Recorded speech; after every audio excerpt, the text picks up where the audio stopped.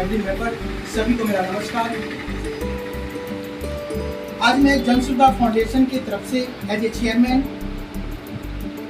दरभंगा से आकर के आपके सीतामढ़ी के इस ब्रांच को आज बड़ी खुशी हो रही है कि आज बिहार की इस धरती में जहां सीता माँ की जन्म स्थल है और वहां पे आज हमें सौभाग्य मिला है आज इस ब्रांच को ओपन करने का। जनसुविधा फाउंडेशन का जो मिशन है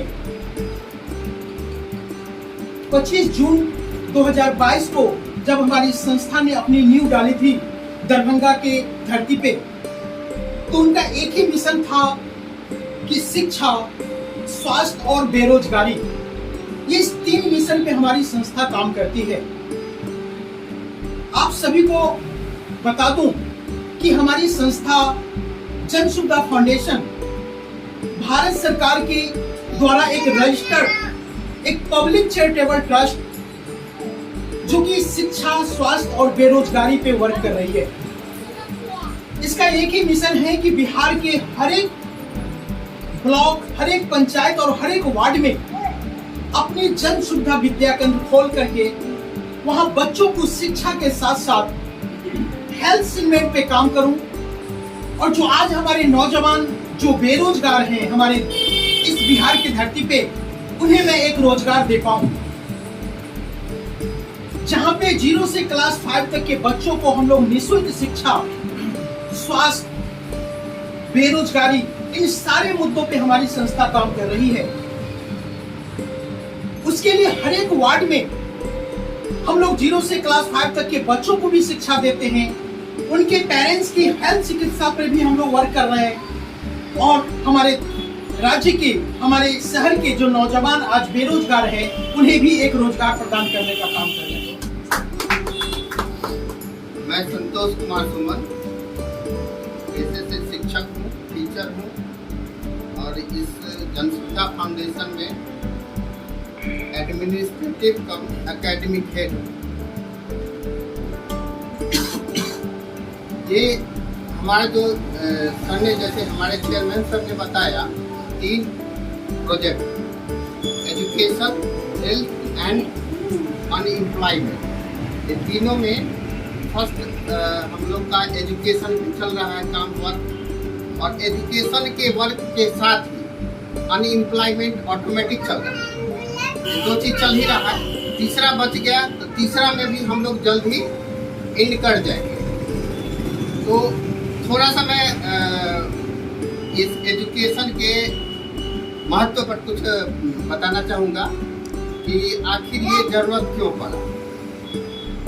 हम आपको याद होगा, आप 10-15 साल या 20 साल या 25 साल पहले जाए, तो पहले ये होता था कि प्राइमरी स्कूल होती थी, प्राइमरी स्कूल में बच्चे पढ़ते थे, हम आप भी पढ़े हैं। प्राइमरी स्कूल पास करने के बाद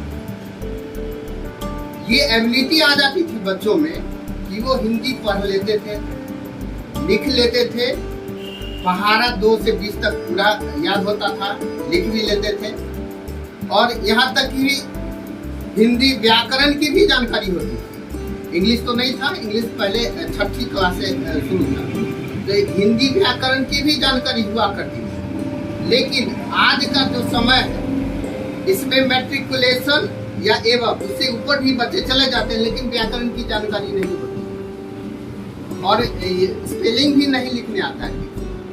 अगर किसी को सुस्वागतम लिखने बोल दिया जाए तो हमको लगता है 10 में से 1 ही बच्चे सही लिख पाएंगे। ये समस्या है वर्तनी की।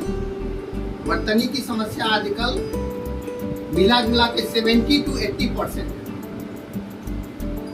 तो ये धीरे धीरे करके बढ़ ही रहा है। और पहले जो होता था 2000 ईस्वी से पहले, 2003 से पहले जो मैट्रिकुलेशन का सिलेबस होता था, वो 9th और 10th दोनों मिला के मैट्रिक का एग्जाम होता था। 9th का 2 मैथ, 10th का 2 मैथ, 4 मैथ का एग्जाम होता था, पूरे बुक से रहता था।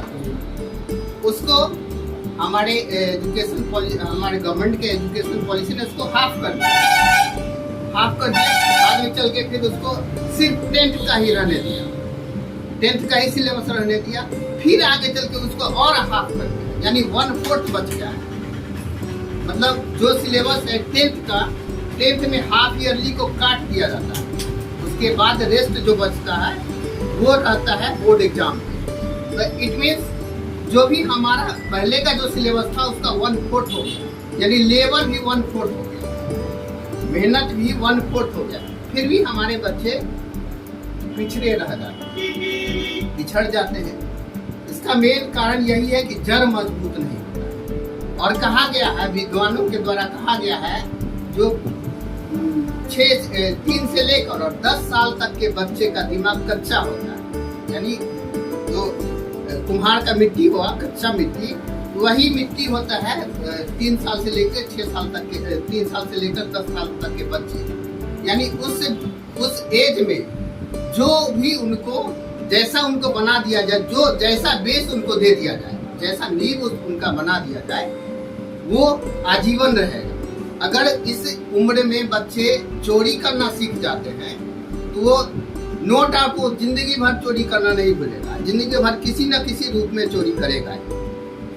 तो इसलिए भारत सरकार नई नेशनल एजुकेशन पॉलिसी 2020, इसमें ये तो नई पॉलिसी आ गई, लेकिन इसमें सरकार के नज़र में भी ये बातें गई कि बच्चे प्राइमरी के बाद पहले ये इतना एबल होते थे, अब एबल नहीं होते हैं। इसका क्या कारण? इसका कारण मेन निकल के आया फंडामेंटल लिटरेसी एंड न्यूमरेसी की कमी, यानी जो आधारभूत बुनियादी साक्षरता है और संख्या ज्ञान है वो बच्चों में नहीं है। मतलब 1 जो 03 पहचान लेगा कि 103 है, ये नहीं बता पाएगा बहुत बच्चा। तो इसके लिए भारत सरकार के एजुकेशन डिपार्टमेंट ने भारत सरकार के शिक्षा मंत्रालय के द्वारा 5 जुलाई 2021 को एक मिशन की शुरुआत की गई, निपुण भारत मिशन। उसका लक्ष्य ही है FLN, F for fundamental, L for literacy and for numeracy, fundamental literacy and numeracy पर काम करना। जैसे कि आप सभी जानते हैं, हम आपके ही बीच से हैं। मेरा नाम रामचंद्र ठाकुर हुआ और मैं आज जन सुविधा फाउंडेशन के सीतामढ़ी जिला के जो है कि जिला कोऑर्डिनेटर के तौर पे आज मैं अपना पदभार संभाल रहा हूं। और जैसा कि सर ने अभी हमारे जो है कि दोनों सर ने जितनी भी जानकारी दी है, हमारी पूरी कोशिश रहेगी कि सर जितनी बात बताए हैं इन सारी चीज़ों को जितना जल्द हो सके मैं धरातल पे उतारूं, और इसके लिए मुझे चाहे जितना मेहनत करना पड़े दिन रात, मैं इसके लिए करूंगा।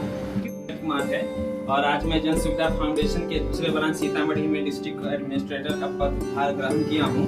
और जो इस संस्था का लक्ष्य है वो मेरा भी लक्ष्य होगा और अब मैं हमेशा इसे पूरा करने का कोशिश करूँगा।